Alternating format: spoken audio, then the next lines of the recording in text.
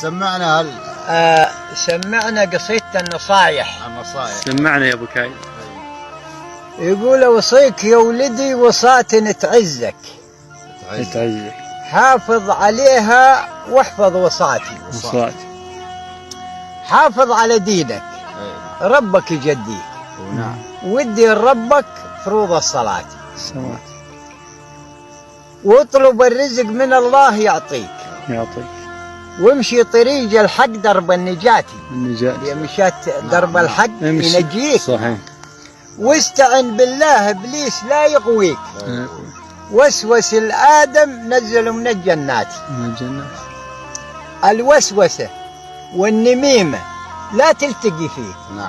واسلك دروب العزة العاليات مش فوق. يقول والنفس ردها تراها توديك لدروب المهالك والمتاهات. وكرم الضيف لمن يجيك خلي ورحب وسوى الموجبات.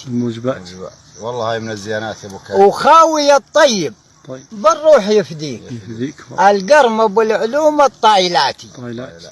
الردي وابن الزنا لا تخلي يباريك يعلمك عدروب الفايناتي. والحر يا ولدي ما يراف جديك دائما بروس جبال العاليات. نعم.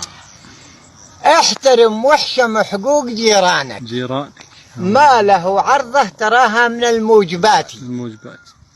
ولا تمشي الكرمة إذ ما نادوك تراها معيبة ونقص بالكرامات.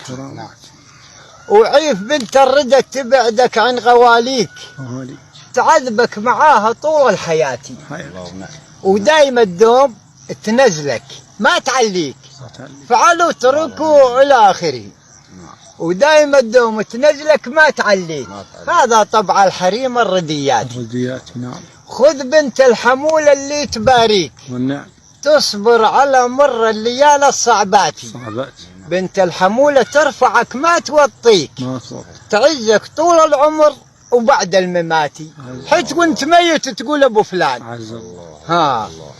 هذه نصيحة الكل من يعنيك من خبير مارس دروب الحياة. والكاي يا ولي وسلام. الله يسلمك. الله يسلمك. صح لسانك يا ابو كاي.